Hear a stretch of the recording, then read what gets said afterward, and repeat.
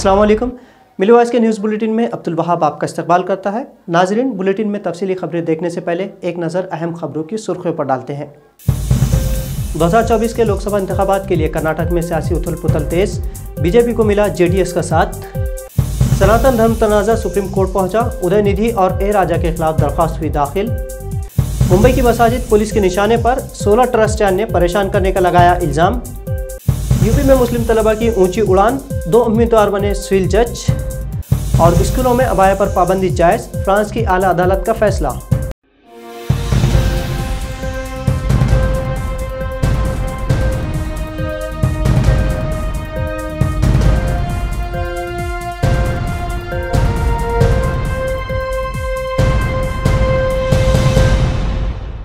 दो 2024 के आम इंतखाबात से पहले सियासी पार्टी अपने मफाद के लिए एक दूसरे से हाथ मिला रही हैं। हालिया कर्नाटक इंतखाबात में बुरी तरह रियासती हुकूमत गंवाने वाली बीजेपी को एक बड़ी कामयाबी मिली है। देवीगौड़ा की जनता दल सेक्युलर ने बीजेपी के साथ जाने का फैसला किया है। हालांकि जनता दल के नाम में सेक्युलर लफ्ज़ है, लेकिन ये कुर्सी के लिए फ़िरक़ापरस्त पार्टी बीजेपी से आम इंतखाबात मिलकर चुनाव लड़ेगी। कर्नाटक के साबिक़ वज़ीर आला पीएसपी येदियुरप्पा ने इस मामले में कहा है कि आम इंतखाबात में जेडीएस को बीजेपी ने 4 सीटें देने पर इत्तेफाक किया है। येदियुरप्पा के मुताबिक जेडीएस के साथ आने से कर्नाटक में बीजेपी की क़ुव्वत में इजाफा होगा। येदियुरप्पा ने उम्मीद जाहिर की है कि बीजेपी जेडीएस इत्तेहाद को कर्नाटक में 25 से ज़्यादा सीटों पर कामयाबी मिलने का इम्कान है।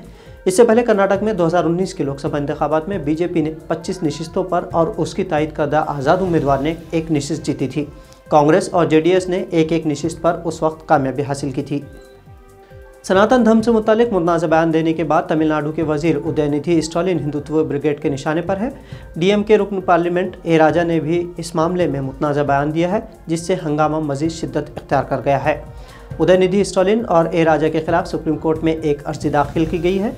अर्ज गुजार विनीत जिंदल का कहना है कि उदयनिधि स्टालिन ने सनातन धर्म को ख़त्म करने की बात कही है, लेकिन तमिलनाडु पुलिस ने उनके खिलाफ कोई कार्रवाई नहीं की। इस मामले में दिल्ली पुलिस को भी शिकायत दी गई थी, लेकिन दिल्ली पुलिस ने भी एफआईआर दर्ज नहीं की। दरख्वास्त गुजार ने तमिलनाडु पुलिस और दिल्ली पुलिस के खिलाफ सुप्रीम कोर्ट की हिदायत की रोशनी में नफरत फैलाने वाले बयानात पर एक्शन लेने का मुतालबा किया था।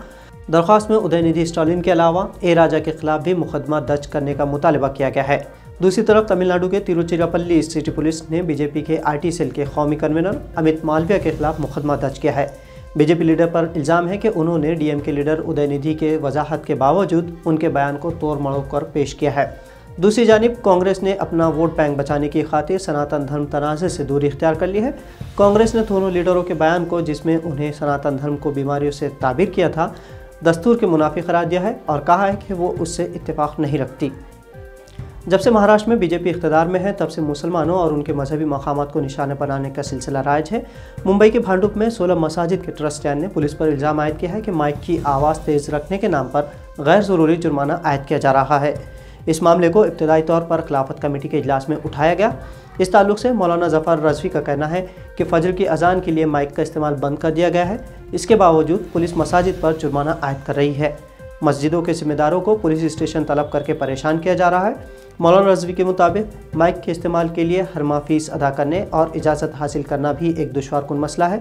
इसलिए अगर एक साथ 6 माह की या साल भर की फ़ीस ले ली जाए तो ट्रस्टियान पुलिस स्टेशन के चक्कर लगाने से बच जाएंगे और पुलिस का भी वक्त बचेगा। सिटी मोहम्मदिया जामे मस्जिद के ज़िम्मेदार हाजी जमील अहमद के मुताबिक जुमा की नमाज के लिए माइक इस्तेमाल करने पर 1.5 माह में 2 मरतबा 12,500 रुपये का जुर्माना आयद किया गया है। भांडुप की 16 मसाजिद के ट्रस्टियान की शिकायत की फहरिस्त सुन्नी जमीयत उलमा और रज़ा अकेडमी को भी दी गई है। सियासी लीडरान मोहम्मद आरिफ नसीम खान, एमएलए रईस शेख, नसीम सिद्दीकी और दीगर ने कहा है कि इस संगीन मसले के हल के लिए जल्द ही आला पुलिस अफसरान और रियासत के वज़ीर दाखिला से नुमाइंदगी की जाएगी। राहुल गांधी की भारत जोड़ो यात्रा को 1 साल मुकम्मल हो चुका है। इस मौके पर कांग्रेस लीडर ने कहा है कि मुल्क में भारत जोड़ो यात्रा उस वक्त तक जारी रहेगी जब तक कि मुल्क से नफरत का पूरी तरह से खात्मा नहीं हो जाता। राहुल गांधी के मुताबिक इस यात्रा में उठाए गए करोड़ों कदम एक बेहतरीन मुस्तकबिल की बुनियाद साबित होंगे। कांग्रेस सदर मल्लिकार्जुन खड़गे के मुताबिक आवाम की ये तहरीक तारीख में एक मुनफरिद हैसियत रखती है। तारीख में ऐसी कोई मिसाल नहीं मिलती। कन्याकुमारी से कश्मीर तक भारत जोड़ो यात्रा ने 4000 किलोमीटर से ज़्यादा का फासला तय किया है और ज़िंदगी के तमाम शोबों से ताल्लुक़ रखने वाले लाखों लोगों के साथ कसरत में वहदत का पैगाम फैलाया है। खरगे ने कहा है कि नफरत और तकसीम के एजेंडे को छुपाने के लिए हकीकी मसाइल से लोगों की तवज्जो हटाने के लिए गैर मुअल्लिक़ा सुर्खियाँ बनाने का रुझान हमारे इज्तिमाई शऊर पर एक मुनज़्ज़म हमला है।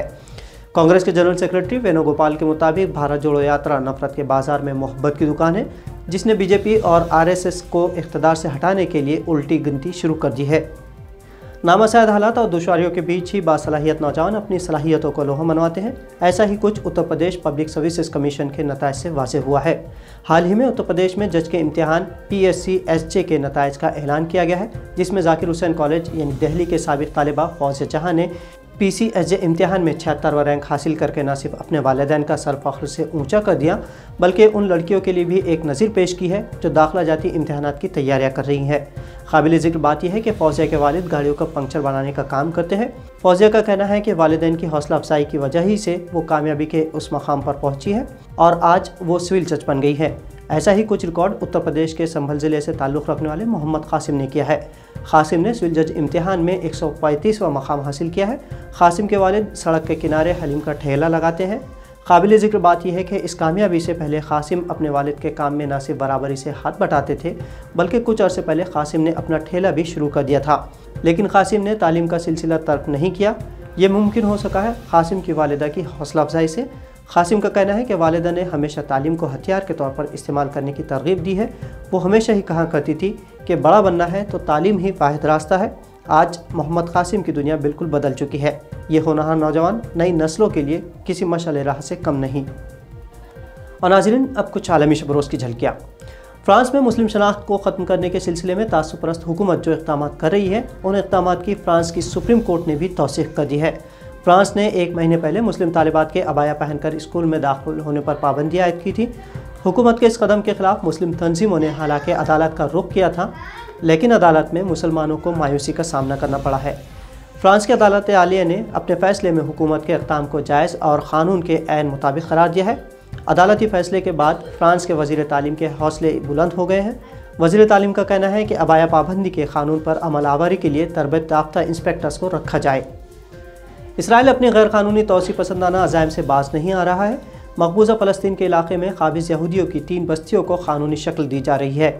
इसराइली वज़ीर ख़ारजा बेज़लेल स्मोट्रिच ने सोशल मीडिया प्लेटफॉर्म पर कहा है कि मगरबी किनारे और वादी उर्दून की 3 यहूदी बस्तियों को कानूनी हैसियत दी जाएगी। वज़ीर ने कहा है कि बस्तियों में अहम पेशरफ्त हुई है। सेहूनी हुकूमत नस्ल परस्त और दाएँ बाजू के अफराद की हौसला अफजाई करती रही है। वज़ीर के मुताबिक हुकूमत ने अपना वादा पूरा किया है और मुल्क में आबादकारी की पॉलिसी में तब्दीली की है। अगरचे हुकूमत सुस्त रफ्तार से पेशरफ्त कर रही है, लेकिन सेहूनी आबादकारी की तहरीक जारी रहेगी। अफ़गानिस्तान की तालिबान हुकूमत ने मुनशियात के ख़िलाफ़ जो मुहिम शुरू की है, उसके खातिर ख़्वाह नताइज सामने आ रहे हैं। मुनशियात के गैर कानूनी कारोबार में मुलविस अफराद के ख़िलाफ़ शिकंजा कसा जा रहा है। अफ़गानिस्तान को मुनशियात से पाक करने की कोशिश जंगी पैमाने पर जारी है।